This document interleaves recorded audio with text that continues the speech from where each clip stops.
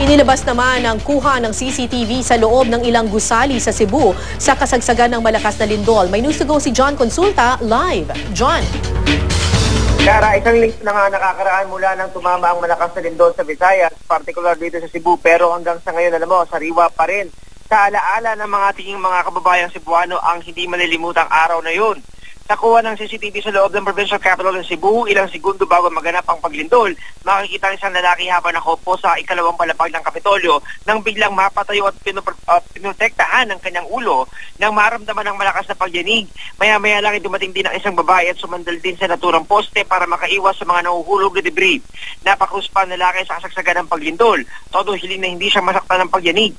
Ang CCTV namang ito nakuha sa Provincial Audit Office ng Kapitolyo, kuwang-kuwa ang malakas na paggalaw ng mga nakasabit na signages at pagkahulog ng mga dokumento at ibang gamit na nakapatong sa lamesa.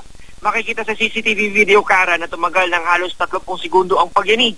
Napilitan naman ng mga opisyal ng Cebu City Medical Center ngayong umaga na ilabas na ang kanilang mga equipment, hospital beds at iba pang mga gamit mula sa loob ng ospital dahil sa malakas na aftershock.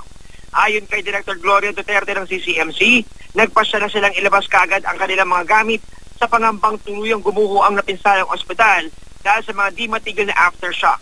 Sa ngayon, Kara, ay tuloy-tuloy naman ang sinasigawang inspeksyon ng mga tauhan ng Provincial Engineering Office sa mga gusaling napinsala ng lindol. Patuloy namang paalala ni Governor Hilary David III sa kanyang mga kababayan ay huwag magpanik sa gitna ng mga aftershock at huwag basta maniwala sa mga balitang muling pagtama ng malakas na lindol sa lalawigan. At yan muna ang latest mula pa rin dito sa Cebu. Balik sa iyo, Kara. Maraming salamat, John Consulta.